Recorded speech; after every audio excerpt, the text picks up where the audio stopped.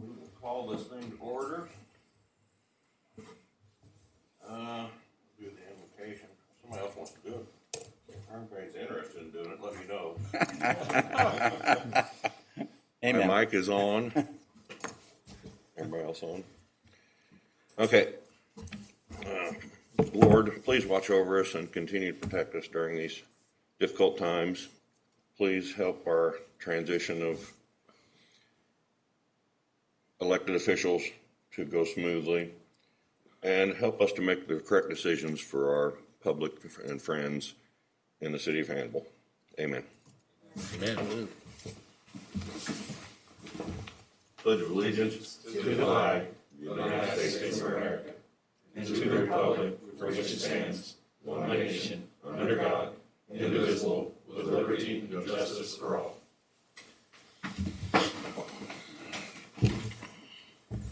All right. With that, do we have a motion on the consent agenda?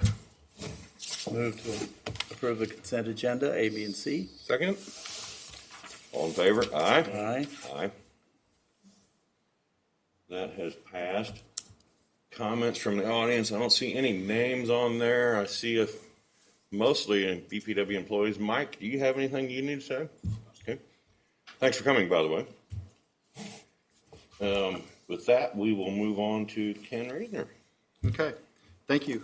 You know, the first thing we were going to start off with is just about 4 or 5 items, and the board's received our reports, and we've tried to update some things, and you'll see within those reports that we've tried to add some graphs and charts and some trends that you guys might find interesting. The first thing I was wanting to highlight was really, you know, we were closing out the 2020 calendar year, and with it being so COVID focused, we were hoping for a good start to the 2021 year, and we all woke up to an ice storm, you know, January 1st. So it definitely presented some challenges for the folks. But really, I just want to take an opportunity to kind of recognize and express some appreciation for everybody and how hard they worked. And, you know, the mutual aid arrangements that we have in place, you know, it's really difficult to release your personnel to go help somebody in another community, although they work great. And in the middle of a pandemic, it's even harder, you know. So the one thing is we were dealing with the ice storm. We were wanting to make sure that we were kind of making sure we had our COVID precautions and policies in place to make sure our employees stayed healthy and safe, as well as the individuals that were coming from other communities. And we achieved that. You know, we're 2 or 3 weeks behind it now. I haven't heard anything but good things. So the employees that came and assisted us went home, and they're doing well, and all of our employees are doing well. The one thing I want to recognize is that during the ice storm, you know, we didn't have one injury. And I guess the one thing I want to reiterate is that just doesn't happen, you know, on the day of the event. And kind of recognize Jared and Kenny and all the folks that work every day, making sure our employees stay safe out there, because when you're in the middle of a disaster or an emergency situation, you definitely have a lot of decisions to make day in and day out. And every hour, and our employees made a lot of really good ones right there, so they were able to stay safe.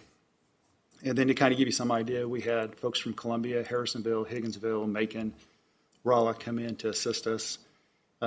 We usually run with about 9 line workers. You know, we increased it by about 21, you know, to deal with the system repairs and restorations.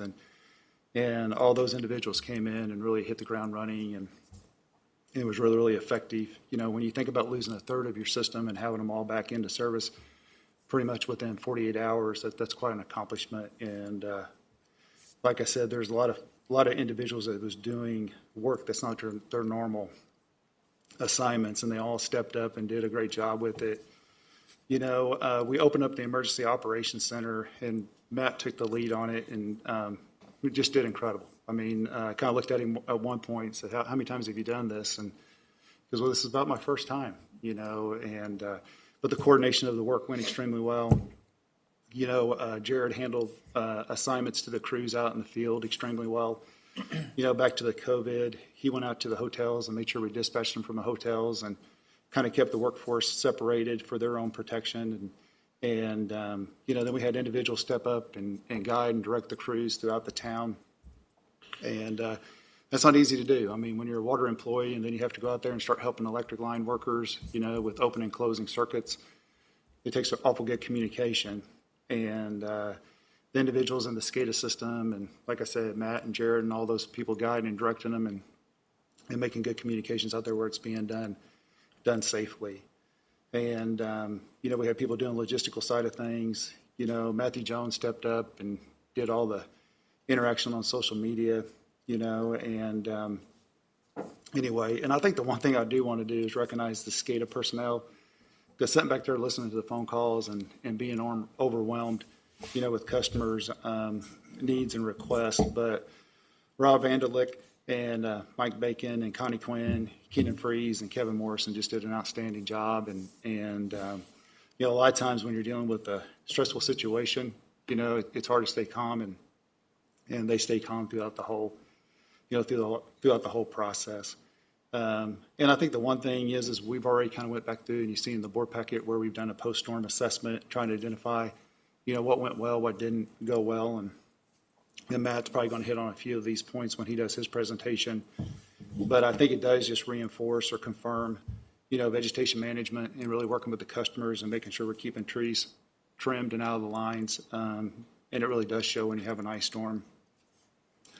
The AMI system to be able to determine whether the customer has service or not is really, really important. We've actually got some investments out there to expand that and make sure we're doing good system monitoring, on the technology side of things. I think the one thing we're learning, and I think everybody knew that, was just how much people are dependent upon website and social media. And, our customer communication platforms are working extremely well. I think when we can get our message out there and with some of these systems we have in place, actually be ahead of the customer request, it really minimizes the impact to your the calls into the SCADA system. And like I said, safety is something that you just can't really overlook. It's just so important. And you got employees that's working on your system that's never possibly been on your system, and being able to guide and direct those individuals and making safety a priority is really important. And then what the line workers did is always incredible, and making sure that we're investing in them and they're getting the skill development that they need. So that was the first thing hopefully I didn't miss anybody, because there were so many people that did such an outstanding job. Emily and Cindy, and answering 400 or 500 phone calls, during the event, over a period of time. Everybody just stepped up, and gosh, Beverly went from being a human resource director to being a logistical supply manager. So with helping people keep fed and hotels and those types of things. So just a real positive event, even though it was a difficult one. So just really appreciate all of our folks and all that they did. So hopefully we got all your guys' questions answered throughout that process. And like I said, the other thing we probably ought to stress is the support we got from the city, 911, even the customers, their patience and understanding. It was amazing how many phone calls we were getting that actually prevented outages. Hey, we think you might have a situation over here, and we could go resolve a situation before it actually happened. So that communication and awareness is really, really important. So that was the first item I was just kind of wanting to highlight. Do you guys have any questions on that, or? No, I did want to make a comment, but first, thank all of the participating cities that come help us for sure. But on the board's behalf, I just wanted to say that I did not hear anything negative throughout the entire time period about the board, so I think that says a lot. Yeah. We didn't have any negative comments.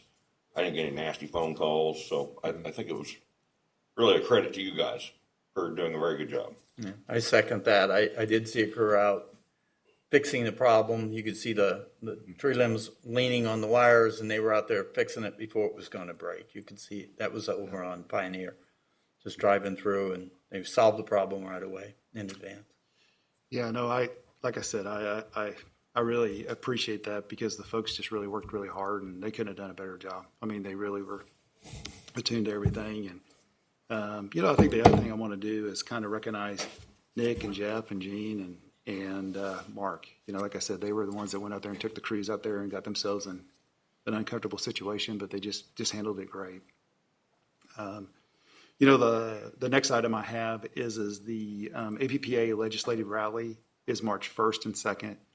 And historically, a board member and some of the staff has always went to Washington, D.C. to meet with the legislators. And But this year it's going to have to be conducted virtually, so we'll be sending you all information on that. So if you want to attend those meetings, it might be a little bit more easier and convenient virtually. And we extend the offer actually to even city council and stuff, because I know city council members have attended that as well. And there's a lot of things out there. I think everybody's kind of anticipating this is going to be a difficult legislative year, with some of the transitions and being an election year. So we'll see how much legislation actually gets passed.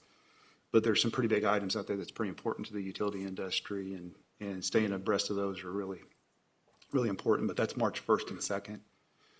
Like I said, the board reports that we've includes more graphs and charts. And the one that I really wanted to hit on was the viral load graph, from the sewer shed study that's being conducted by the Missouri Department of Health and Senior Services and DNR and the researchers at the University of Missouri. But I think everybody was anticipating that the viral load would take a steep spike in those numbers, and we are seeing that. And when you first look at those numbers, you kind of think that it's going to get worse, or going to get worse for hospitalizations or people dealing with the virus. But really the numbers have tracked, and we've kind of been comparing some of this data. And I know that the Missouri Hospital Association has their own interactive dashboard out there as well. We've been forwarding all that information to the board. But the month of January is probably the first time we're actually seeing a separation between the data that we're seeing in the sewer shed information and the hospitalization and treatments that's going on, at the medical facilities. Don't really know why just yet, but it's not quite correlating like it has. Todd Ahrens has provided data, and it's really good information from the Missouri Hospital Association. But, the one thing that they were showing for our region and the county, the positivity rates, were 23.8% and 20.5% respectively, through last week. But those numbers are all down from 29.3% and 32.9% from the week before. So, don't really know what that means yet, but when you see that data on the sewer shed study, it definitely gives you alarm or concerns. But we're really just not seeing that on the medical side of things.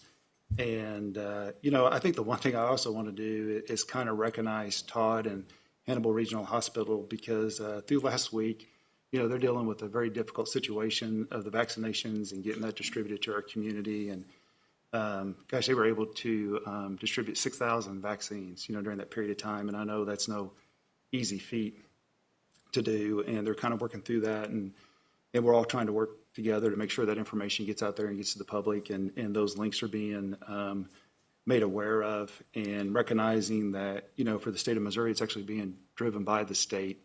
So, for the local entities, they're going to do the best they can and get it distributed. And it looks like they've already got a plan in place to get the second vaccines for some of these individuals. So, just a lot of positive information on that, and they deserve a lot of credit for everything that they've done, because I know it's definitely not an easy thing to get. And they really stepped up to the plate. Oh, go ahead, Mike. Yeah. They really stepped up to the plate, because one of the calls I was on, they were looking for somebody from our area to step up and take the program and run bull by the horn, so to speak. And our health departments aren't staffed as such that they can do that. And Hannibal Regional stepped up to the plate, and I know they did appointments for about 5,000 people, somewhere between 5,000 and 7,000 people. So, Yeah. they've really stepped up. And I don't know, a question I'm thinking about here for the viral load is, if they're vaccinating 5,000 to 7,000 people, those vaccinated people, do they shed? I don't know on that. From my understanding, the vaccination is not a live virus, so I don't think that would have an impact on the numbers, Mike, is my understanding of it. Because that's one thing is I was kind of wondering, if you took the virus, would you test positive? But, everything that we're reading and following and kind of keeping track of, with it kind of being a non-active virus, it may not influence those numbers. So, but like I said, not an epidemiologist, so that's just what we're kind of tracking. Really, the last thing I kind of wanted to highlight in my report is that Paul's going to come and present. You guys got to see the capital improvement plan. Last month, we have to submit that to planning and zoning this month, so we'll be seeking your approval of that plan. really there's 3 or 4 projects in there that's currently we're pretty active with. And we're negotiating contracts right now with Ameren. We're doing some surveying work, engineering, design work. And, I just wanted to highlight those and kind of give you a little briefing on where we're at with those projects. When you look at one line item, you've got the line that's actually being constructed from the Finn substation in. That off, sorry. Yeah. But Ameren's relocating, hopefully our connection from the Marion substation that they own to a new site called Finn Substation. And then they're going to be constructing a line that's specifically for us, and it's a 161 kV line. So within the capital improvement plan, you'll see a line item in there for a little over $1 million, $1,039,500. And so we have to enter into a construction agreement with Ameren. We've gotten their first draft of the construction agreement, made it through all the terms and conditions of it. Actually, this week we'll be doing a page-by-page review of that agreement and just see where that all lays out at. That agreement's been received, and we're in the process of negotiating it. There's another project out there that goes from that connection that we'll actually own, and it'll be the first 161 conductor that'll be in our portfolio and stuff, and it's going to be from the Ameren connection to the Oakwood substation site, and you'll see that in there at $1,789,000. And then when that line comes into Oakwood, we're going to have to do an expansion of the Oakwood substation. So that's another large project that's in there. All good projects, really the reliability and capacity is going to be really increased for the community. Marion Substation is in a flood zone, so everybody's wanting to kind of get that connection out of the flood zone and move to Finn. Right now we're fed into the system with just one 161 line. We've got another 34.5 line that comes in to the south side from Marion, but that line, which is called the 73 line, will be completely retired. And when we say 73 line, that's when the line was built. So we're looking at infrastructure that's almost 50 years old. Where the 74 line comes in and feeds Oakwood, which is a 34.5 line, it'll be completely retired. So either way, whether this project goes forward or not, which we have every intentions or everything looks positive to move forward with the project, the 73 and 74 line would have to be replaced and renewed at some point. Also, by moving our connection from the Marion substation to the Finn substation, that's about a $400,000 a year savings, in wholesale services distribution charges. So there's a little bit of an economic payback with this project as well. And then the one thing we're also looking at doing, which is pretty much underway and being surveyed, is a Southside substation to Oakwood substation 34.5 line. And that'll complete the loop of the city, which will put us in a really, really good position. But just so you guys know, some of these portions of the project has not been bid yet. They haven't been finalized yet. The numbers that you're looking at within the capital improvement plan are engineering numbers. But within the engineering numbers, until you actually get bidding completed, they're going to have some accuracy or adjustments to those. So I just wanted to point that out. They're finance projects that's in there as well. But right now we're all shooting for about most of these projects to be bid February through March, this year. Ameren would like to have the contracts awarded by May for the construction side of things. The interconnect agreement with Hannibal and Ameren, we're going to try to move diligently with that, but it's probably going to be February or March before we get the terms and conditions of that finalized. And then really the line coming in from Finn Substation won't start until March 2022. So those are some of the things that's kind of in there that we're currently working on that probably has some contingency items with that we're hoping to get finalized and put in place. The other thing is, and I just found this out a little while ago, but it kind of impacts how we look at capacity as well.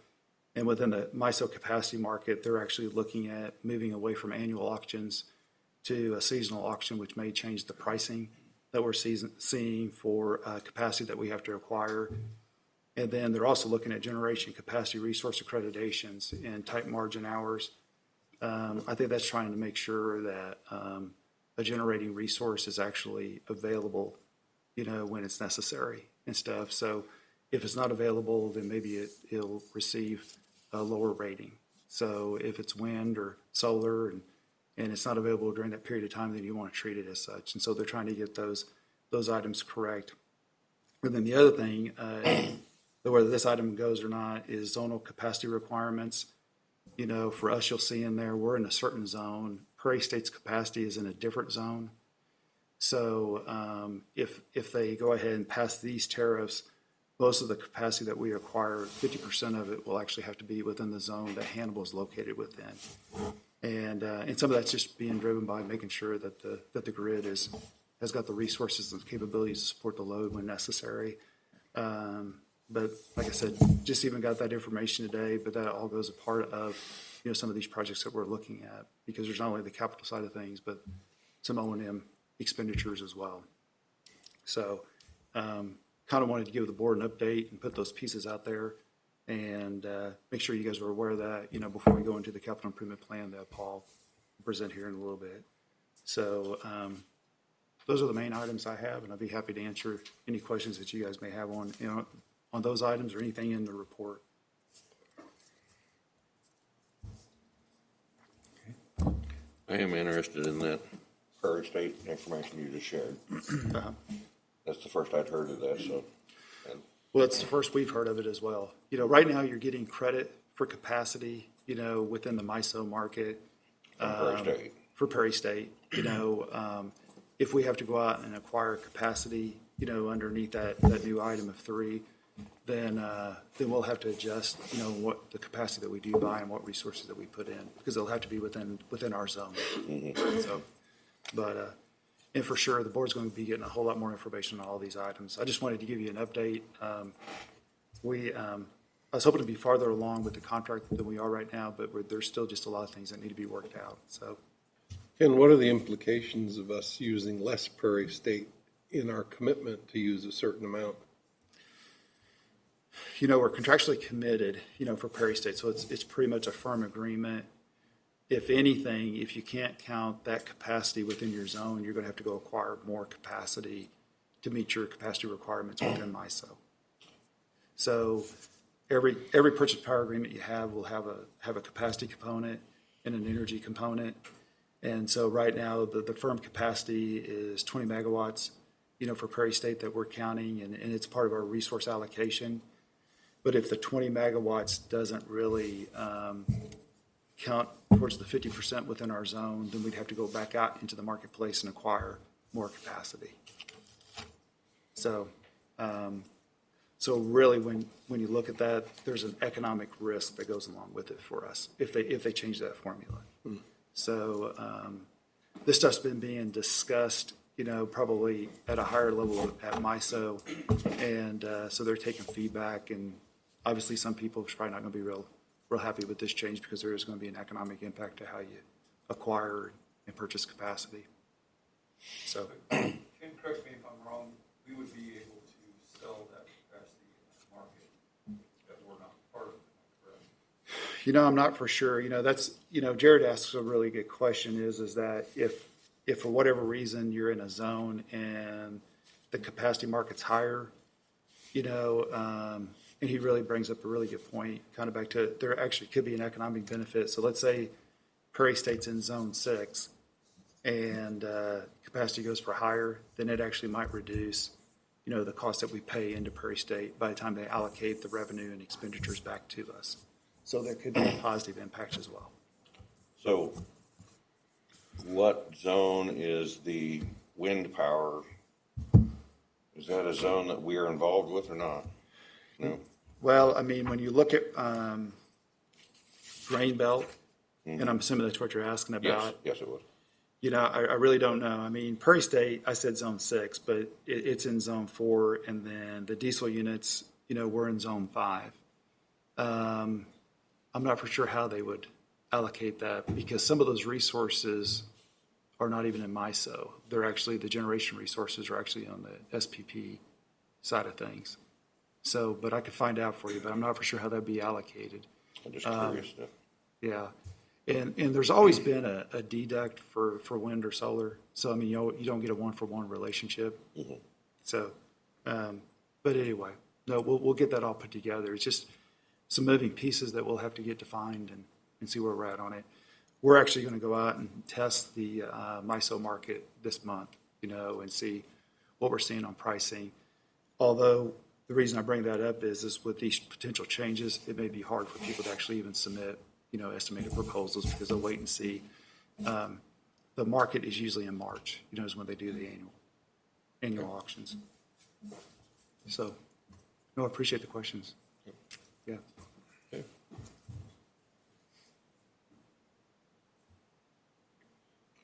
So are you done there, Ken? I am. That's all the items. So Thank you. Matthew, I believe you're up. Good afternoon. After Ken's report in there, you'll see a memo about the storm outage and kind of how we approached it. It was a good work through process of the emergency response plan that you all approved back, I think it was back in August, prior to its submittal for the RP3 award. And so it allowed us to use that framework, utilize the resources that we had, call in additional resources. One that wasn't mentioned earlier was Townsend was able to bring in some 4 more tree crews to help in vegetation removal. And so after the storm, we talked about it. One of the big key items is going to be vegetation removal, how we manage our right-of-ways for future events. Another item was we got to actually utilize was something we had brought online because of the COVID pandemic, people working at home. Some of our CSRs were answering phone calls from their home, and we're utilizing Microsoft Teams to communicate that information back to the control center. And so that was a good item that we had implemented that we didn't know the usefulness of it until we got into this situation. Another thing we'll be looking at is the call volume, because when our SCADA operators start getting those calls, early in the night, early in the morning, it might just be one person back there, and just the constant ringing it may distract them from doing something that they need to do. And plus, it's just overwhelming of our call system and may actually prevent them from being able to call out and get the resources in here that we need. So looking at what we do with that high call volume events is something we'll be working through as we move forward. So all in all, I'd like to say, with our employees, with the people we brought in, we were able to get power restored relatively quick. I'm pleased with the progress we made. And, for the event we had power back up pretty quickly. So I don't know if y'all have any questions about anything related to that we can answer. Or With the amount of time that the ice was on the trees, I was shocked that we didn't have a bigger event than we did. So I think that gives credit to work that's already been done at this point. That I think we would have had a lot bigger situation if y'all hadn't kept up with vegetation. Yeah. In advance. Yeah, that was definitely evident in some of the areas where Jared had the crews out here, just this last summer. Use Oakwood as an example. I approached Jared. We had minimal calls in the Oakwood area, and I asked him why. And that was the reason. We had just recently had the tree crews out there cutting back some of the trees that would have caused us problems in this type of event. So. Mm-hmm. No, I think y'all did a great job. Well, I'll move on to the operations report, kind of talk about some of the projects going on. As I mentioned last month, we've got some of our GEC filters that have been online since end of March, and so we're starting to see them come to the end of their useful life of that GEC media. So we're working with the engineer, and we'll be working with the supplier to go and get those media beds changed out, hopefully within the next month or so. So we'll keep you up to date on that. Working with Trek Design Group on our annual submittal on our downtown SSO illumination project. That centers around the constructed SSO there south of the stormwater pumping pond that we have to open when we have high river events for a long period of time, just to prevent basements from flooding by way of the sanitary sewer in the downtown area. And so we have to submit a report to Missouri Department of Natural Resources. every January. And so we're working with Truck to get that report finalized and submitted to them by the 28th. Patchen Street area, small area served by a single lift station. During periods of long, substantial rain or just long wet periods, we tend to overwhelm that lift station. So we had some studies done on it here a few years ago, and we're just working through those items identified as part of that. And as weather allows this spring, we'll probably be back in that area working to replace some old rock laid up manholes and seal them up tighter so that we don't get as much inflow and infiltration through them and overwhelming the lift station. We're continuing to work on development of a long-term funding solution for the stormwater utility. We meet periodically to discuss that and see which way we're going to go, whether we continue on down the path of a impervious fee or not. And so just want to keep you up to date that we are continuing to gather information and work with the different entities, whether it be with the city, with our engineering firm or whoever, and try to come up with the information we need. And we'll be coming back to you all with something here in the coming months. Martin Street Storm Sewer, that project's the water line, sewer line, storm sewer are all installed. All the connections have been made as far as I understand.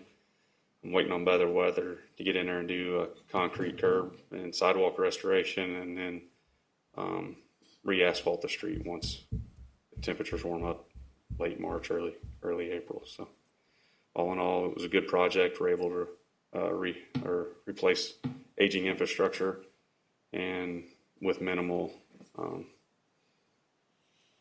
bad interactions, I guess, with the public. The contractor really helped us with that, making sure people had access to the driveways when they needed and whatnot throughout the day. So Is that local traffic only? if it's open back up, it's open back up to whomever.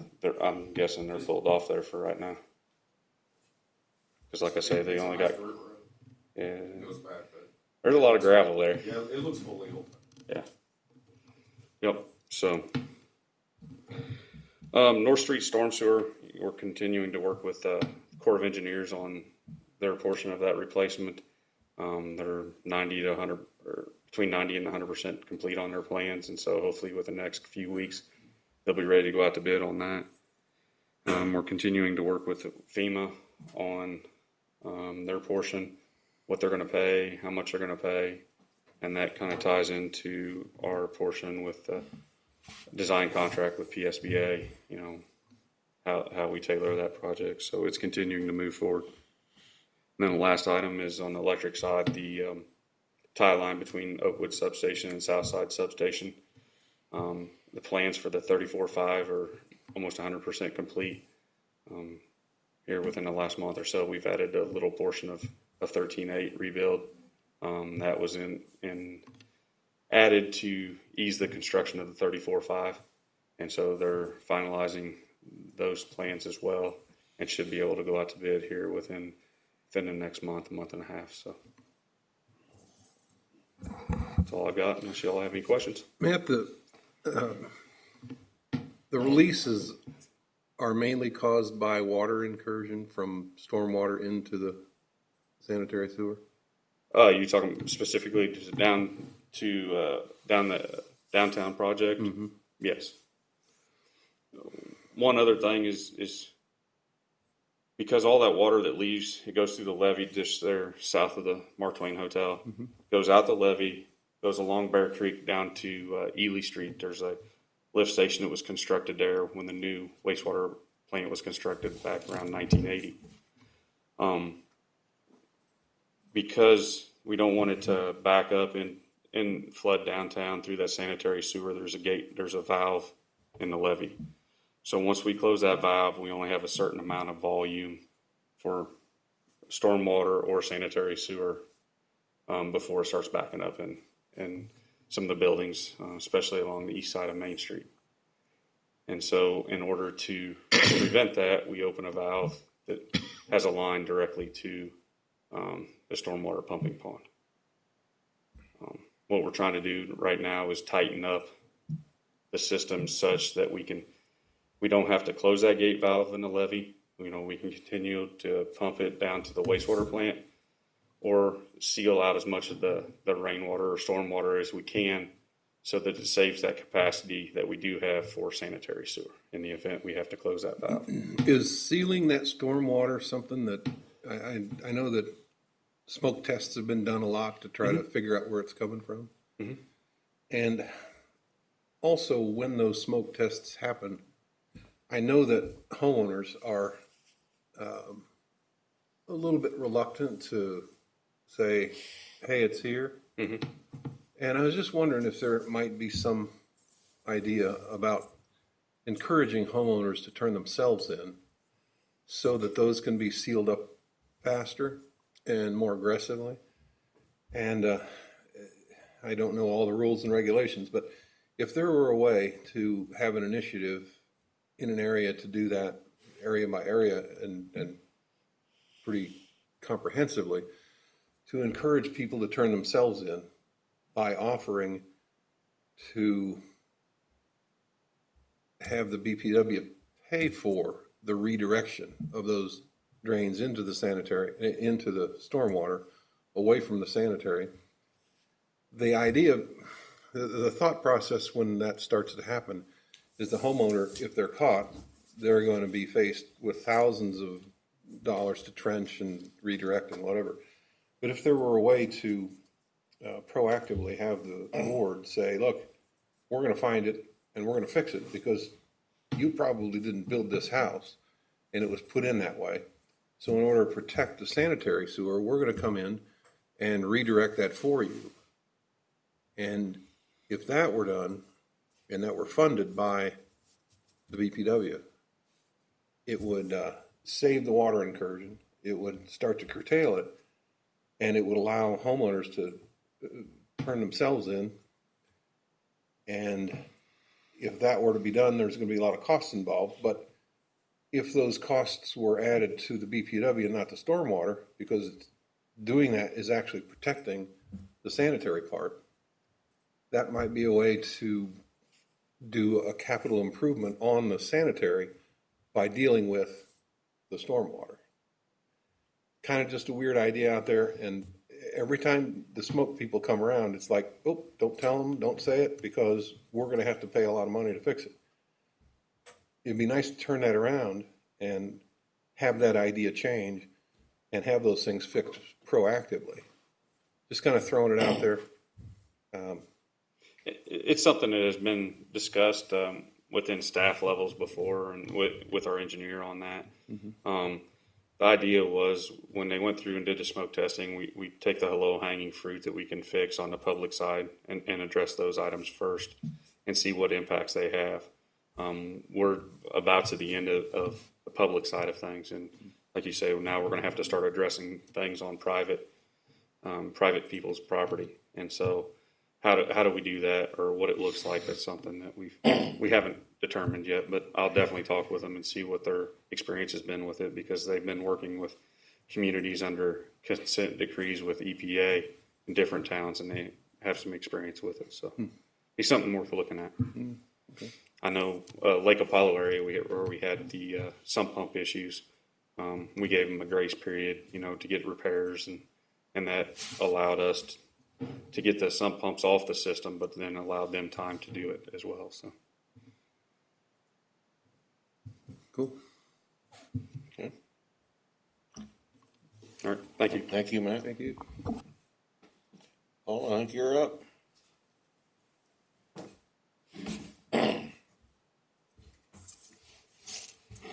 Okay. Members of the board, council, good afternoon. Afternoon. Financial report for December. So we'll start out there with our balance sheet. Cash did decrease quite a bit this month, primarily just a timing thing. We had some debt service payments that we hadn't had before that were due at the first of the year, January 1st. We went ahead and had those automatically taken out of our bank account at the end of December just to make sure that they arrived on time. Corresponding with the decrease in cash, you're also going to have a decrease normally in payables, which we did. We did 3 check runs in December compared to only 2 in November. And again, that was kind of to ensure all of our vendors were paid before the end of the year, before the holidays, things like that. Total assets, though, were about 1.3% less than a month ago, but just about 2% higher than a year ago. So then moving on now to the income statement, looking at December actual compared to budget. We had another good month financially. Utility-wide, our net income was about $74,000 more than what we budgeted for. Really, this was due to higher than budgeted operating revenues in the electric fund, about 5%, and then continued lower than budgeted operating expenses in the water fund and sewer fund. We're continuing to see if there's less of a need for certain materials in the water fund than what we budgeted for. That trend has really continued the last few months. Next page on there is our current month actual compared to the same month last year. Overall, net income for 2020 was nearly 3 times more than it was a year ago. And we did have slightly worse results in both the water and sewer funds, but we had significantly improved results in the electric fund, which offset those worse results. We do continue to see lower purchase power costs overall in the electric fund than last year. And for this month, kilowatt hour sales in the electric fund were up about 2% when compared to last year.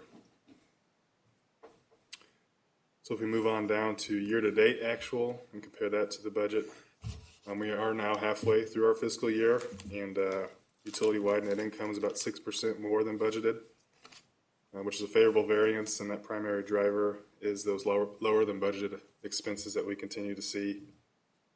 So that even though we do have lower than budgeted operating revenues overall, those lower than budgeted expenses are offsetting those. Just an example here, kilowatt hour sales in the electric fund are down. They're about 126 million kilowatt hours last year and about 119 million this year. So in our year-to-date actual compared to the same month last year, overall our net income is about 10% more than the same time period last year.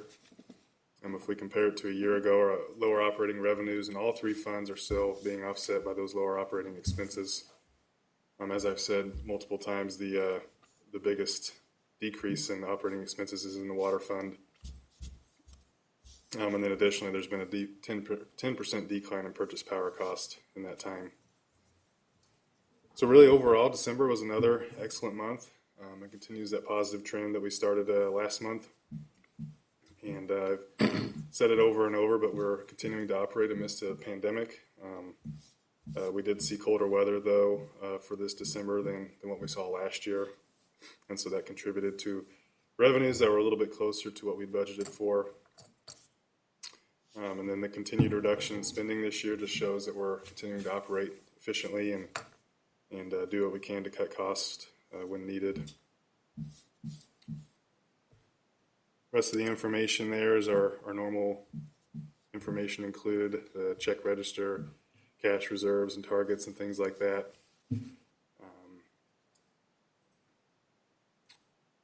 Nothing out of the ordinary there. So any questions on the financial report? I do not have any. John or Bill, do you have? Yeah, Paul, you mentioned that the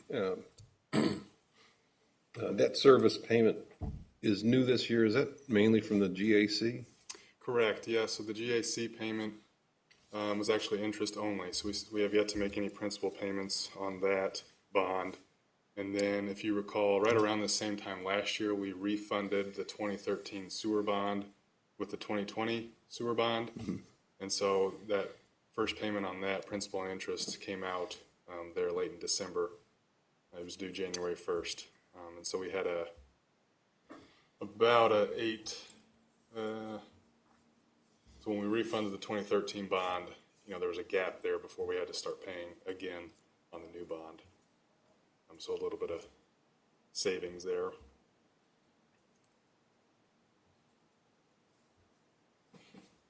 Okay. Anybody else? Thanks, Paul.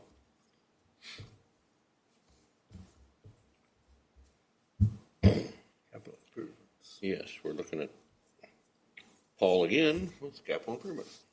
Alrighty. Yep, so like Ken mentioned, and like we presented last month, the capital improvement plan is due by the 31st of this month, so here in a few days. Appreciate Ken highlighting on some of the major items and kind of going through those. And really, since we last met last month, the only addition that we made was Project S12 in the sewer fund, which is just replacement of some of the breaker panels that are original at that pump building there. Everything else, I did reach out to all the supervisors just to make sure we weren't missing anything else, and that was the only thing that came to mind. And so really at this time, we're requesting that the board approve the 5-year plan that's presented here. So Bill or John, do you have any questions on the 5-year plan? No, I do appreciate the highlights though on those items that are being financed. That helps, wade through the weeds a little bit. Do we have a motion to approve the 5-year plan? Yes, so moved, yeah. Second? All in favor? Aye. Aye. That motion is passed. I do have a question. That goes to city council at the end of the month. Is that correct?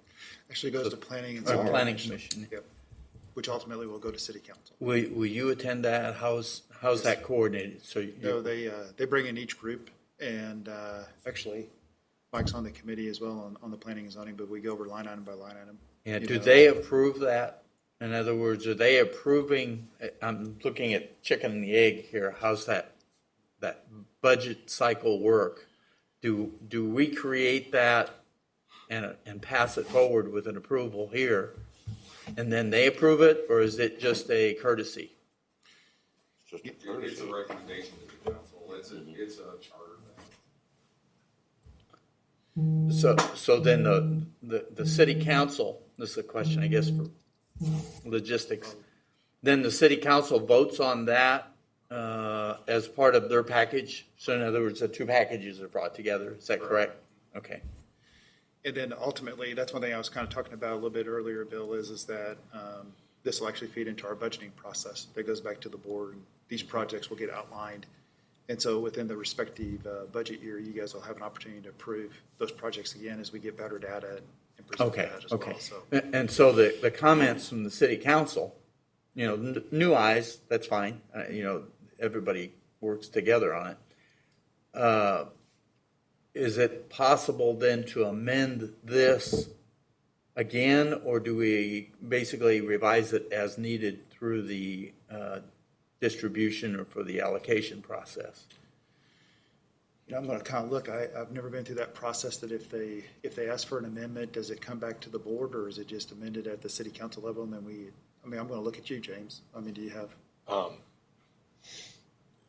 The way the charter's set up, the board's budget and budgeting process is separate. The reason why you have to go to planning and zoning is because they want to coordinate the efforts of the board with the efforts of what the city's doing. If you guys are getting ready to put in a sewer, they don't want to pave a street just before you get ready to excavate the whole thing and put in a big sewer.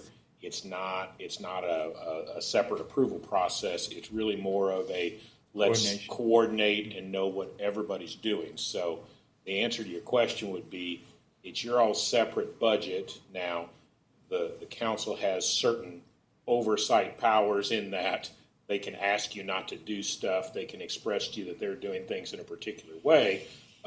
You can choose to heed that or ignore that at the power of obviously if you make them mad enough, they can impeach you or remove you. But ultimately, the budget is your all separate budget, and it's not truly a portion of the city's budget, which is why we have to have two separate audits and everything else. But the charter has always wanted the board to submit their budget to the council so that the council can review it, give suggestions, give some insight, not necessarily say, no, you can't do that, or we have to make a separate approval process. Okay. So It helps. But if the plan got amended, would it come back, or would it just get amended according to planning and zoning and council, and then that would be the new capital? Well, I think, and when you say amended, I think here's what would happen, is if you all send the plan to planning and zoning, and they come back and say, well, hey, wait a minute, we wanted to do blah, blah, blah, and that will conflict with what you were wanting to do here, I think they could refer that back, and I think it would behoove you all to coordinate them with the city to make sure everybody's on board. We're obviously all the same city, and ultimately the way this works is this board is managing and controlling the city's asset, which is the city's utility system. However, the way it's set up is that you guys can make your own budgeting decisions and decide what you're going to do independently. But just like any private business, it would be pretty dumb if the owner of the company came and said, hey, by the way, I'd like to see you all working towards this and this and this. You go, I don't care what you like. Right. Obviously, you all aren't going to do that. But that's generally how it works together. It's not that you're submitting this to the council for the council to nitpick what you've done, et cetera, et cetera. It is more of, A, make sure that what's going on coordinates with the goals of what the city's doing, and B, to the extent that they want to give you some ideas of, hey, really we'd like to see you focus more on this, focus more on that, comes back to you. It's your choice, the board's choice at that point. Do they do that, or do they come back to the city and go, well, because this and this, we're going to go ahead and do this, or we're going to listen to you, et cetera, et cetera. So hopefully that's not as clear as mud. You give me a look like, I don't think I understand what you're saying, James. But So it's less of a budget approval than it is a plan. exactly, exactly. We should all be on the same page, understand what we're doing, and work together. So, Well, it helps a council understand where you guys are headed, or when we receive phone calls on certain projects. True. Then, we can go back to that document, or we've got prior knowledge because it's been explained to us. So it's a communication tool. Everybody working together.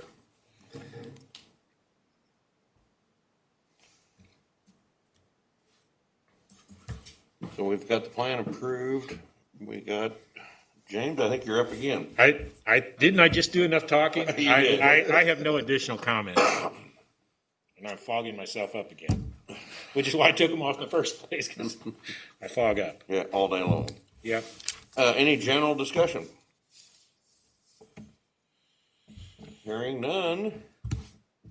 Motion to go into closed session pursuant to section 610.02 of the Missouri Sunshine Law, the meeting You shall. mean 021, right?